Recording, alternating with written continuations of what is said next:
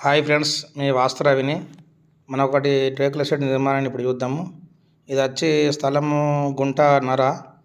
గుంటన్నరలో మేము 60 గజాలల్లో ఇది ఒక రూము పెద్దది నిర్మించడం జరిగింది.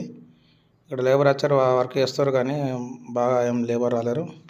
మనం ముంగడికి వెళ్తుంటే ఉత్తరం ఫేసింగ్ అన్నట్టు, ఇది ఉత్తరం ఫేసింగ్ డోర్లోకి వెళ్ళి మనం ఇప్పుడు లోపలికి వెళ్తున్నాము. ఇక్కడ వచ్చి మనకు కిచెన్ ఉంటుంది లెఫ్ట్ సైడు. ఇటు లెఫ్ట్ సైడ్ కిచెన్, ఇటు సైడ్ ఏమో మనకు వెళ్తే వాయం, అది నైరుతి. ఇక్కడికి వచ్చి వాయంలో ఒక బాత్రూమ్ ఇచ్చాను. ఒకటేమో గెస్ట్లకు వాయంలో బాత్రూమ్ ఇచ్చాను, అంటే బయటకు వెళ్ళి డోర్ ఉంటుంది. ఇటు చూస్తే మనకు వచ్చి కంకర వేసారు ఆల్రెడీ. కంకర వేసారు, అది కిచెన్ ఉంటుంది. ఇక్కడ మనం ఇప్పుడు బయటకు వెళ్తున్నాము. ఇది నార్త్ డోర్లోకి వెళ్ళి బయటకు వెళ్తున్నాము. ఓన్లీ ఇది రేకుల షెడ్డే, నీకు పిల్లర్స్ ఏం లేవు.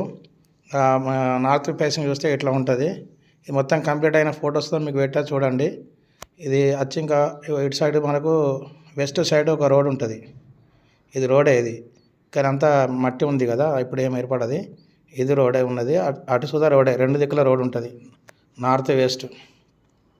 ఇట్లా నార్త్కి వెళ్ళి ఇప్పుడు చూస్తే ఈ విధంగా ఉంటుంది ఇల్లు. అంటే వర్క్ ఏంటంటే స్లోగా చేస్తారు. ఇది ఓన్లీ రేకుల షెడ్డే. మీకు ఇలా ఏమైనా కావాలంటే ఇట్లా చేయొచ్చు, మీకు స్థలాన్ని బట్టి నిర్ణయించవచ్చు. ఏది మనది కొలతల ప్రకారం జూమియా స్థలం ఉంటుంది. మనకు వచ్చి ఇప్పుడు ఇటు side left side right side ఇవంతా మట్టే ఉన్నది, అంతా క్లీన్ చేస్తారు. తర్వాత లెఫ్ట్ సైడ్ వచ్చి మనం ఇంకా బేస్మెంట్ కట్టలేరు.